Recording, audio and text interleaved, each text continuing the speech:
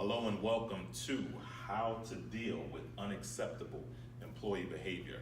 I am your Orator of Enrichment for today, BCI. Yes, Orator of Enrichment, or trainer, but Orator of Enrichment just sounds better. Work with me, all right? All right, now, how many of you in here are managers or leaders in your place of employment, or for that fact, any area of your life you are responsible for people? Okay, good. Now, how many of you saw the value in this seminar and decided to make an investment in yourself to be here today? All right, good. Now, be honest with me on this one. How many of you were sent by your employer? Okay, all right.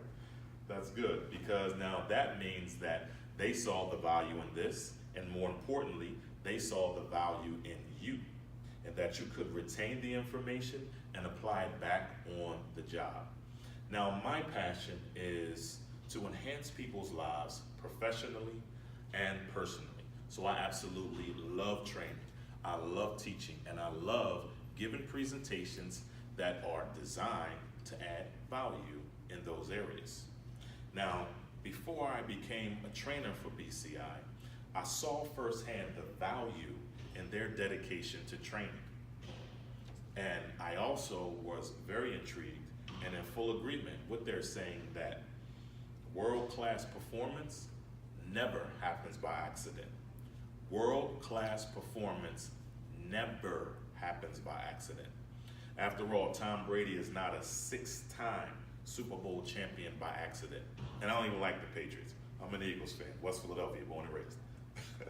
LeBron James, like him or not, in his 17th year as an NBA player, playing at peak performance levels, is not by accident.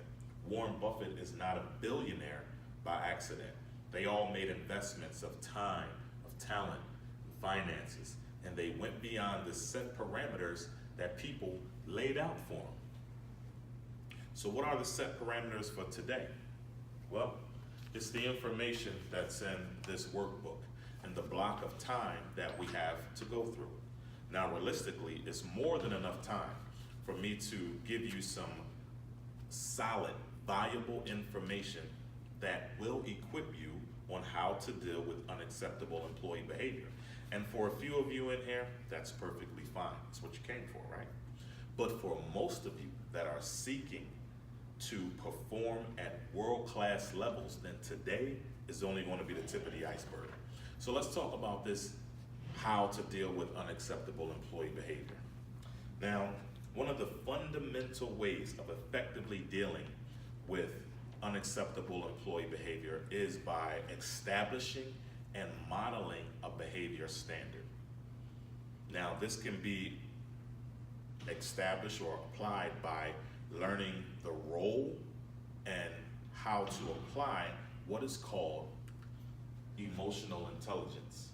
Now, emotional intelligence is a concept that was developed by psychologist and author Daniel Goleman in his book, Emotional Intelligence, which, by the way, happened to sell over 5 million copies internationally. So it's a very popular book and very popular concept. Now, the definition of emotional intelligence is an ability to understand personal emotions and responses, and to anticipate and effectively respond to those emotions and responses of others. Now, Mr. Goleman also talks about the 4 domains of EI, and that is, number 1, social awareness, of what we can call empathy, and that's to understand and share the feelings of another. Then there's social interaction ability, or we can call it skilled relationship, and that's to manage work relationships and develop others. Then there's self-management, and that's being able, or being adaptable and having self-control. Self-control, very important, especially for a manager. And last but not least is self-awareness. Now, we'll talk a lot about self-awareness throughout the seminar, and that is assessing yourself accurately. Now, you need to be very clear on how you are communicating your expectations to your employees, to your people. You don't want to leave room for efficiency and productivity to suffer in large part due because you didn't properly communicate your expectations and made sure that your people understood them. Now I'm guessing that that may have happened to a few of you, right? I know it definitely happened to me when I was a manager, when I didn't very clearly express my expectations, and productivity and things suffered because of that. So you want to make sure that you are definitely clarifying that. Now, I love acronyms, right? And this is the acronym that I came up to help us recall the importance of clarifying your expectations. Now,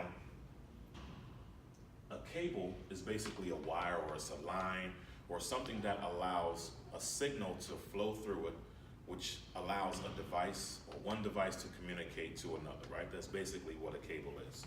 So an initial step in EI in the workplace is by the manager taking an honest look at yourself, your overall communication.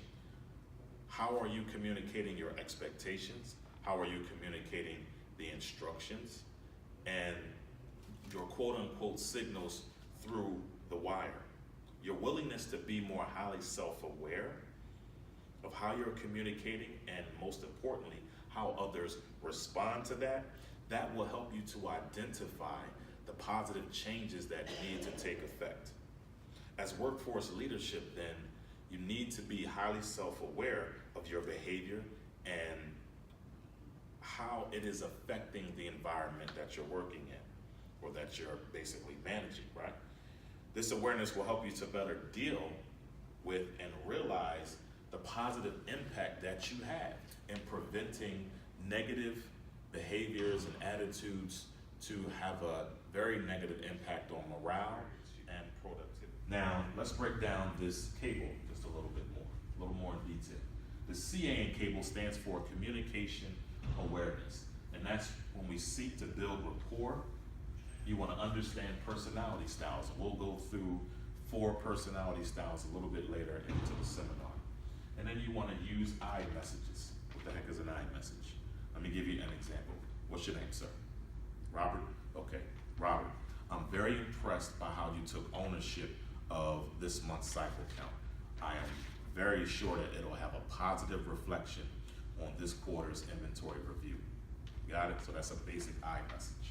And then you want to ask effective questions. And some examples of effective questions, and I won't go through all of them, but what led you to this decision? Why are you considering taking this action? How do you plan to implement this change? Those are just some examples. Now, next is BL, and that stands for body language. Very important. You want to maintain good eye contact. Now, some of us I know may still have an issue or struggle with maintaining good eye contact. I know I do. It's one of my things. But when you're talking to your employees or your people, especially when you're having a one-on-one, you want to make sure that you're having good eye contact with them. Not they're talking and your eyes are all over the place and you're talking and their eyes are all over the place.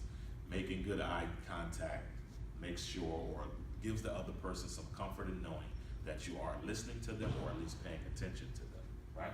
All right, then you want to recognize others' body language. You don't want to be all over the place with your body language. I know I'm very animated sometimes, but when I'm having a one-on-one especially, I'm conscious of my body language and definitely the body language of another person, especially your employee. And then you want to match the message with the body language. You don't want to be saying one thing with your body language and your message is a whole nother thing. Like your words are a whole nother thing and it doesn't match up. So you want to be very mindful of that. And then last but not least is empathy. You can also call it listening awareness. And that restates and rephrases what's heard. When you restate and rephrase what's being spoken to you, that definitely gives the person a reassurance, or it can help to give the person a reassurance that you are listening to what they are saying. You definitely want to do that. And you want to ask for clarification.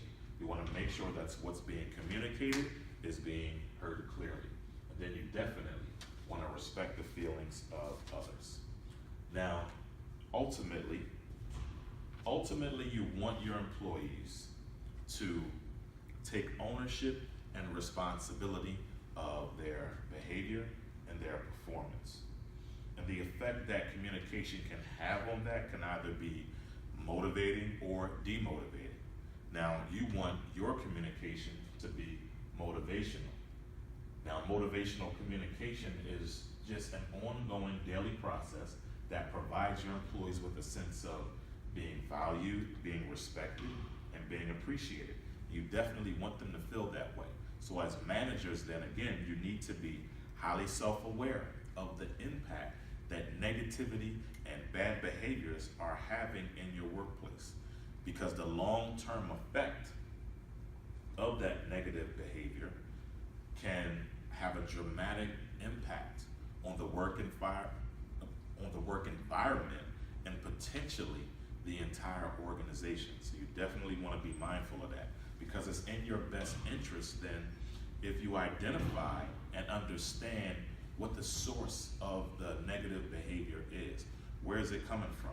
And then you want to establish some preventative measures in order to stop it from becoming more serious. Okay, so we're going to take a short break, and then after that break, we're going to come back and I'm going to give you some more detailed information and some tools on how to effectively deal with unacceptable employee behavior. Sounds like a plan? Okay, let's take a short break, and then we'll come back and talk some more about how to deal with